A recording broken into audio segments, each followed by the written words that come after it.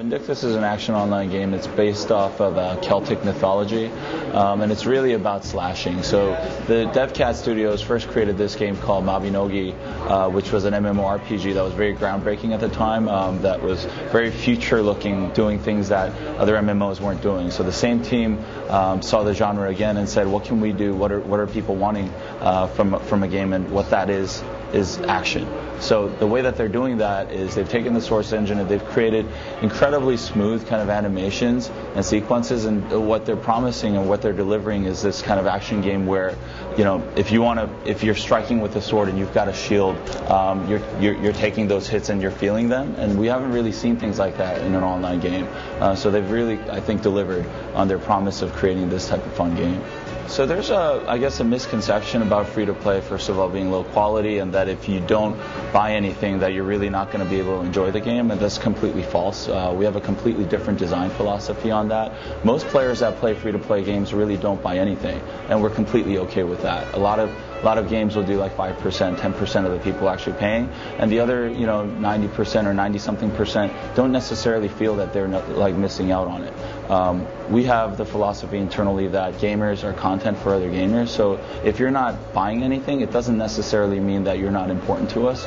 You might be an awesome gamer that I might want to go on a raid with, and even though you're not buying anything, you're very valuable for another person to play with, and so you're not getting cheesed because you're not buying anything in the game. That being said, the other misconception is that free means low quality, and I think if you could check the visuals on Vindictus, that's completely not true. This is the majority of gaming that's happening in Asia right now. A lot of people, I think, don't know that we have this relationship with Valve, and what we've done is we've taken games like Counter-Strike and we've actually redeveloped it for the Korean market, and that's also like a free-to-play game. So what they've done is they've created a very high-quality game but put it in a free-to-play way, and we're very excited to bring that to the US.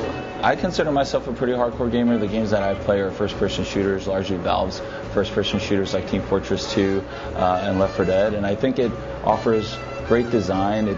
First of all, it's created with Valve Source Engine, which I think hardcore gamers are going to love. The details there, it's not a simple game. I think when people hear that a game's free, they feel like there's certain things that are going to be sacrificed. And if you look at the level of detail in the art, the way that everything's rendered, the smoothness of the game, there's been a lot of investment put in. So going into the action of the game, one example of what hardcore gamers might like is that we've actually created a motion capture studio. So all the action that you're seeing, whether it's striking or whether it's the social motions or whether it's the monsters running around, a lot of that's been motion captured.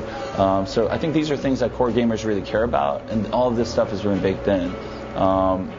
One thing that I think our company has shown with that is that with launching Vindictus, what our company generally does, we're launching our online games, we launch it in Korea, and if it's successful, we take it to other markets first, like China, Taiwan, Japan, and then what ends up happening is we end up getting a hand-me-down because the free-to-play online market is actually pretty small here.